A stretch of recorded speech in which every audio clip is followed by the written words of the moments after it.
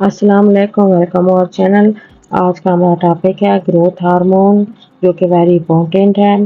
Growth hormone is a hormone of the anterior pituitary gland, यानी कि ये anterior pituitary gland का hormone है and also known as somatotrophin.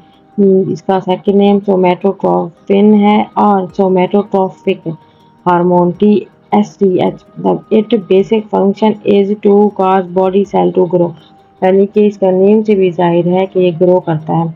इसकी nature है GH is a small protein, यानी कि ये पेप्टाइड होता है, पेप्टाइड इन नेचर होता है। इसके बाद है फंक्शन ऑफ GH, यानी कि इसके function effect on protein metabolism. Growth hormone has predominantly anabolic, यानी कि बनाता है चीज़ें बनाना। Anabolic mean effect on skeletal and cardiac muscle, ये स्केलेटल और कार्डियक मसल पे इफेक्ट करता है। Stimulate the synthesis of protein RNA and DNA। It promotes amino acid entry into cell and does insulin. It decreases the catabolism of protein because growth hormone mobilize free fatty acid supply, energy भी supply करता है। Effect on carbohydrate metabolism. Growth hormone is diabetogenic hormone होता है because of its anti-insulin effect. Growth hormone has a tendency to cause hypoglycemia, और ये hypoglycemia को काज करता है। Effect on fat metabolism. Growth hormone has a overall metabolic effect in adipose tissue. Adipose tissue पर catabolic effect करता है। It stimulates the mobilization of fatty acid from adipose tissue, यानी कि चर्बी बनाता है, leading to a decreased triglyceride contents in fatty tissue and increase plasma levels of fatty acid and glycerol, और ये इसको भी ग्लाइसिलोल यानी कि फैटी एसिड और ग्लाइसिलोल पर इफेक्ट करता है। इसके बाद फैटी लीवर आ गया। It this occur due to excessive mobilization of free fatty acid from adipose tissue.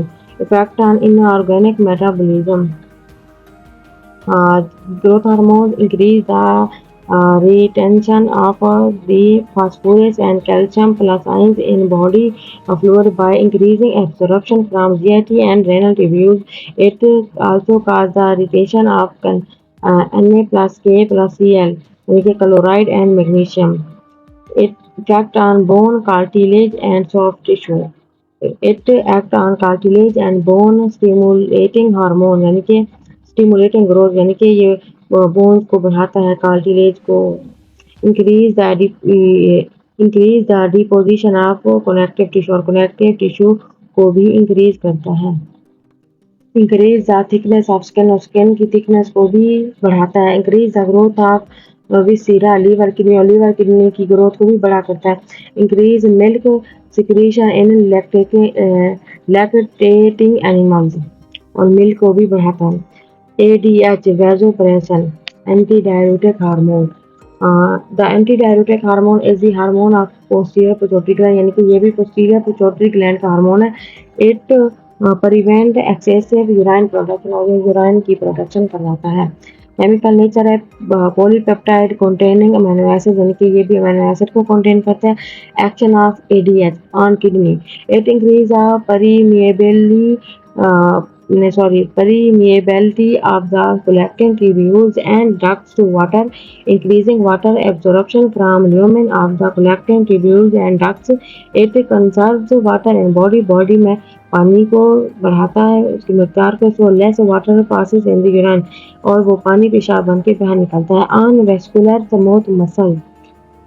ADH can also rise blood pressure by bringing about construction of arterioles.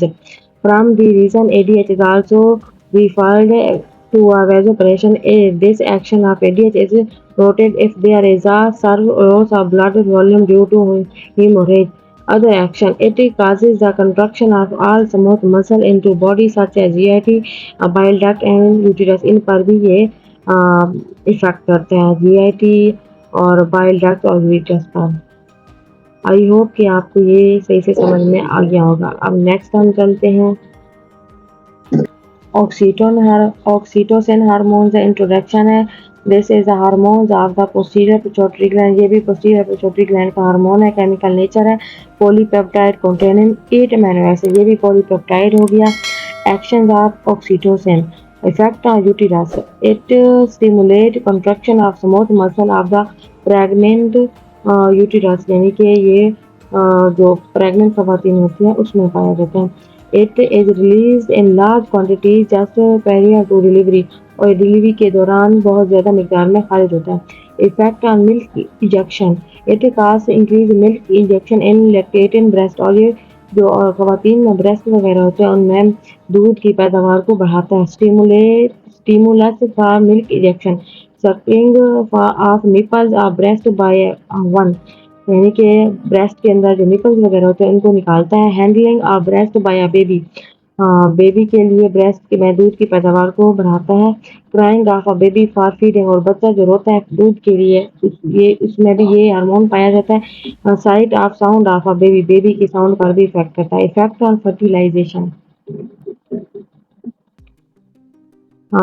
Oxytocin is also release during coitus by a nervous relax, यानी कि ये nervous relax के तौर पर ये release किया जाता है। It causes uterine contraction and has a sucking effect on seminal fluid, और seminal fluid के साथ ये contraction करता है। It accelerates transport of seminal fluid toward the fallopian tubes of flavoring fertilization, यानी कि फर्टिलाइजेशन आपको पता है सारा प्रोसेस इसमें ये ज़्यादा इफेक्ट करता है, यानी कि जैसे बच्चे वगैरह पैदा होते हैं फिलोपियन ट्यूब्स होगी बच्चेदानी वगैरह में ये पाया जाता है। Effect on blood vessel, in large doses oxytocin causes vasodilation and decrease blood pressure, ये वैसोडाइलेशन में भी काम आता है और ब्लड प्रेशर को डिक्रीज करता है। Effect on pituitary gland, it causes prolactin secretion, in it inhibits ADH secretion, इनको रोकता है एडीएच सिक्रीशन को। इसके बाद है clinical indication of use of oxytocin, indicating labour treatment of uterine haemorrhagic, यानी ये इसकी डायग्राम बनी हुई है, इसको भी आप लोगों ने देख लेना है। आई होप आपको सही में समझ में आ गया होगा। मिलेंगे नेक्स्ट वीडियो में। Thank you so much.